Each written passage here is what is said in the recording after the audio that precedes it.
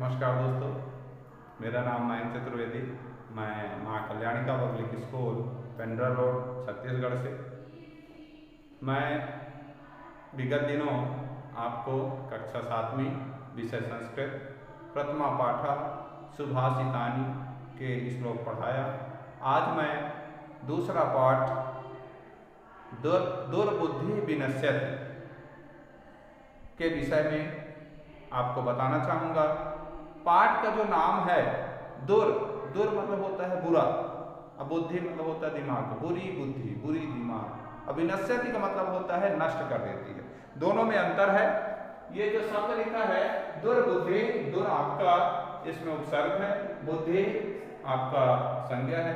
दोनों से बुद्धि जो है दुष्ट बुद्धि विनश्यति नष्ट कर देती है। यदि आपकी बुद्धि सही नहीं है, आपका दिमाग सही नहीं है, तो या आपके दिमाग में कुछ उचित ना हो के अनुचित चल रहा है, वो निश्चित ही व्यक्ति के पतन की ओर ले जाने का काम कर रही है। विनश्यति मतलब होता नष्ट हो जाना। ठीक है, तो ये इस पाठ में जो हम आज देखेंगे, सपोज आपको जो मैं पढ़ाने से पहले बता दूं कि ये जो पाठ है मगध देश में एक फुलोत्पल नाम का तालाब है। उस तालाब में रह रहे किसका, कछुए की, उसी में रह रहे जो हंस थे, दो हंस थे, संकट और विकट नाम के जो हंस थे उनकी, और तालाब में मछली पकड़ने का काम जो करते थे मछुआरे उनकी, और उससे आगे चलते हैं तो जो गायों को चराने का काम करते हैं उनको बोलते हैं गोपाल का। चरवाहा को, गाय चराने वालों को बोलते हैं गोपाल का। तो ये इतने उसमें पात्र हैं, इन सबकी भूमिका है। और इसमें होता क्या है कि जो इस पाठ में कूर्मा है, कंबुग्रीव नाम का जो कूर्मा है, ये बिना विचारे, कहते ना बिना विचारे जो करे सो पाछे पछताए, यहाँ वही बात आई है। इसने बिना विचार किए हुए कुछ ऐसा निर्णय लिया जिससे इसकी मृत्यु हो जाती है। शायद यदि वो ऐसा निर्णय ना लेता तो एक बार चांस था उसके बचने का, लेकिन वो जल्दबाजी में अपनी बुद्धि का प्रयोग करके कुछ ऐसा फैसला लिया जिससे वह नष्ट हो गया। तो इस पाठ का जो सार है बहुत अच्छे से आप सुनेंगे। मैं फिर से बताना चाहूँगा कि सबसे इम्पोर्टेंट इस पाठ में ये पात्र हैं, इन पात्रों की क्या उपयोगिता है ये आप जानिए। कि यह घटना जो है मगध देश की है। वहाँ सरा माने होता है तालाब, उस तालाब में हंस, संकट और विकट नाम के दो हंस रहते हैं। उसी में कंबुग्रीव नाम का एक कछुआ भी रहता है। और जो मछुआरे हैं वो हमेशा की तरह मछली पकड़ने का काम करते हैं। वो जाते हैं तालाब से मछलियां पकड़ते हैं। और ये जो गोपाल गाय है ये हमेशा की तरह गाय चराने का काम करते हैं। अब होता क्या है कि एक दिन की घटना है, मछुआरे,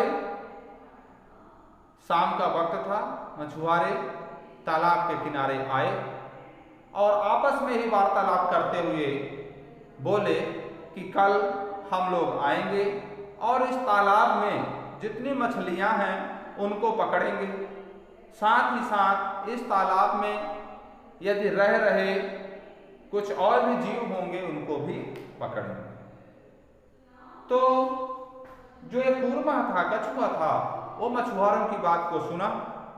सुनते उसके मन में हलचल मच गई कि अरे कल मछुआरे आएंगे, मछली के साथ साथ मुझे भी पकड़ ले जाएंगे, अर्थात मेरा राम नाम सत्य हो जाएगा। और वह जीना चाहता था।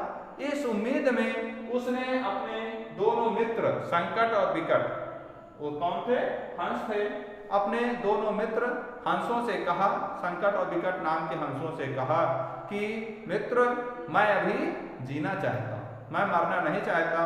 आपने उस मछुआरों की बात को सुना होगा। तो मैं चाहता हूं कि मेरे मन में, मेरे बुद्धि में, मेरे बुद्धि में एक दिमाग है, मेरे बुद्धि में एक तरकीब है, एक सोच है जिससे मैं बच सकता हूं। कैसे बच सकता हूं? तो उन्होंने कहा देखो अभी रात है, अभी सो जाओ, कल सुबह होगी उस समय बात करेंगे। तो उसने अपने मित्रों को कहा, नहीं, आप मेरी बात को सुनो और आज ही कुछ ऐसा करो जिससे मैं बच सकूं। तो बोले, अच्छा ठीक है, बताओ क्या है तुम्हारे दिमाग में, कौन सी तरकीब चल रही है, क्या सोचे हो।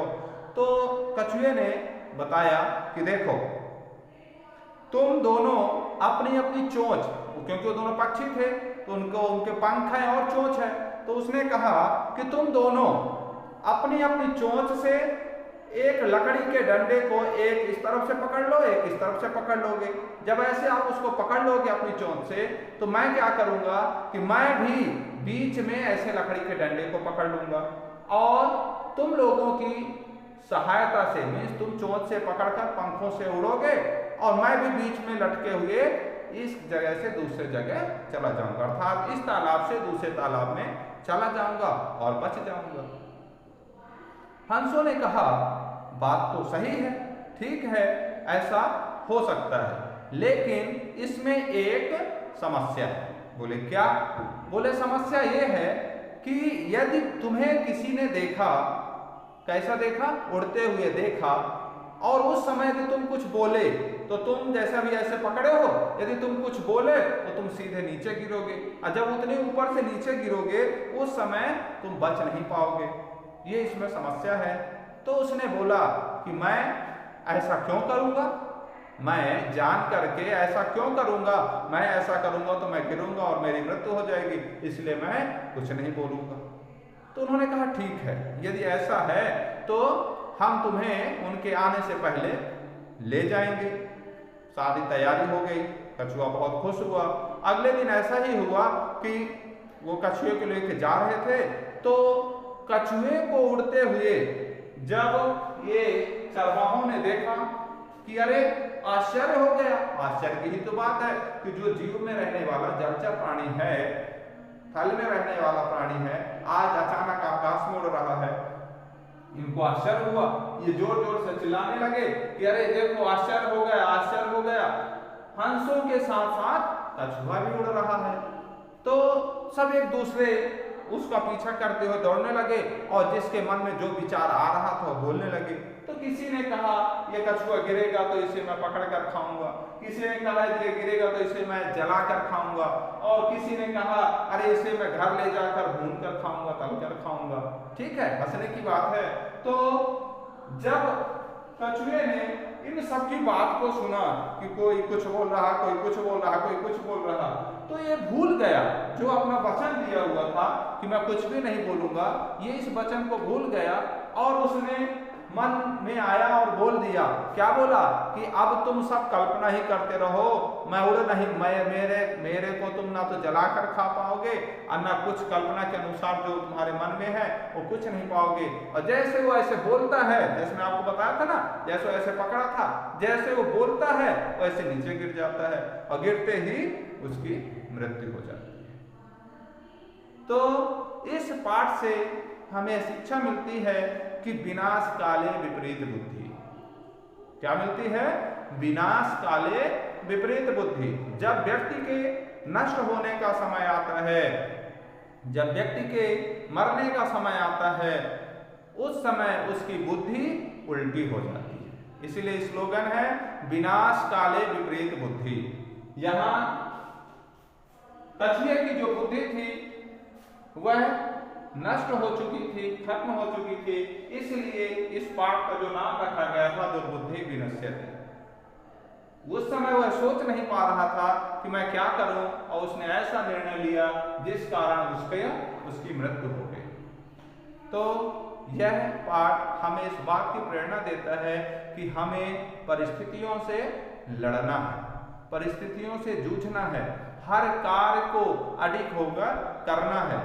अब इस पाठ में भी मैं आपको बताना चाहूंगा कि जो जैसे खास तौर से छात्रों के लिए, बच्चों के लिए, कि इस परिस्थिति में, इस कोरोना काल की स्थिति में आपको जो सुविधाएं, जो अभिभावकों के द्वारा बोला जा रहा है, कहा जा रहा है, उसका आपको पालन करना है कड़ाई से, उनके अनुसार कुछ अपना बुद्धि का प्रयोग करके।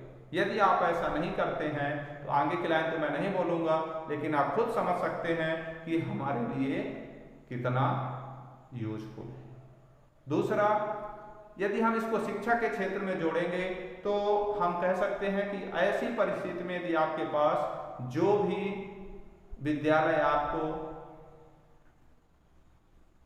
पठन पाठन के माध्यम से वीडियोस, नोट्स प्रोवाइड करा रहा है, आपको उसको बहुत अच्छे से लर्न करना है, पढ़ना है और एक दूसरे के कांटेक्ट में बने रहना है। उससे क्या होगा कि आप उस परिस्थिति से क्या कर रहे हैं, दृढ़ संकल्प बनाकर उस परिस्थिति से लड़ रहे हैं, जूझ रहे हैं, ताकि जब उसका परिणाम आएगा वो सकारात्मक परिणाम होगा।